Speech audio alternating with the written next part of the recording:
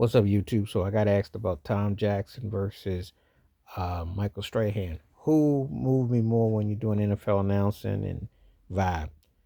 Um, this is a really good one because Tom Jackson, right hand man with Chris Berman, used to watch him all the time on the, Sunday countdown and the highlights and the way he would uh put things in perspective. I mean, I just thought that he really had a unique way of connecting, and the chemistry was real.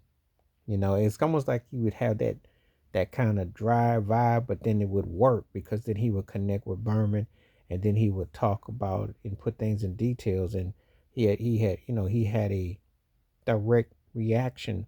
It was almost like it's almost like makes me think of like he's gonna kind of just stay in an even pitch and tone, but yeah, he really puts stuff in perspective. I don't think that when you watch that, you could understand. See, people understand the art of subtlety. They rehearse a whole lot of people as journalists and broadcasters, and we're going to see who's going to work with who, how it's going to turn out. And it takes work, it takes time, it takes patience, it takes how we going to make this thing work. And so when you get somebody that can actually do the job and put it in perspective, you definitely feel something because it is really chemistry. It really has to connect. You can't just throw a lot of different people, but who actually, it's like throwing paint up against the wall. What's going to stick and what's going to smear. So Tom Jackson definitely connected really well with that, and his critiques and his analyzing and how he broke down film. Um, Spot on. One of those guys, rock solid. You got to put respect by his name. He could really do the thing, and definitely somebody that you enjoyed listening to when he was talking. Now, Michael Strahan had an incredible career. Um, Both those guys had great careers, but Strahan obviously more legendary. With the two Super Bowls, especially beating New England and that whole thing with him and Brady, and his sacks and most sacks in the season, etc. Crazy crossover appeal. Was it because he played for New York Giants? You see, with Tom Jackson played for the Denver Broncos, and they did have popularity, but playing for New York Giants and you win, that's like a lifetime of people are going to just kind of like roll with you because it's because of where you played at and how you won and who you beat.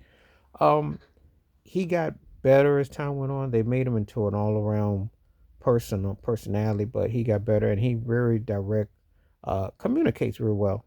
It's a good takes and critiques of how he analyzes the game, talks about different players, different perspectives.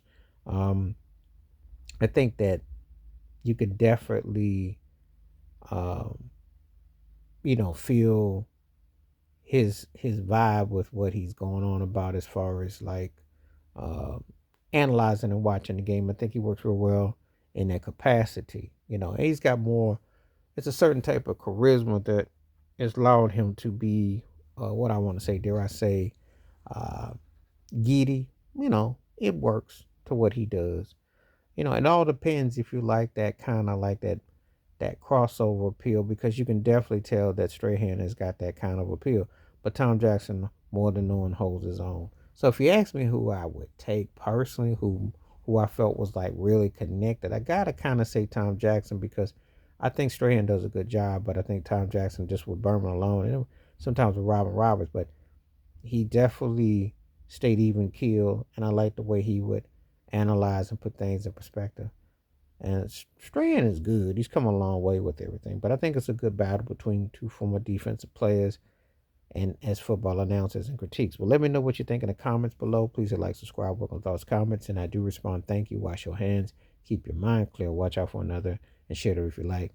Hit the membership. Stay safe. Stay blessed. Stay woke. Stay free. I'm out one time. Peace.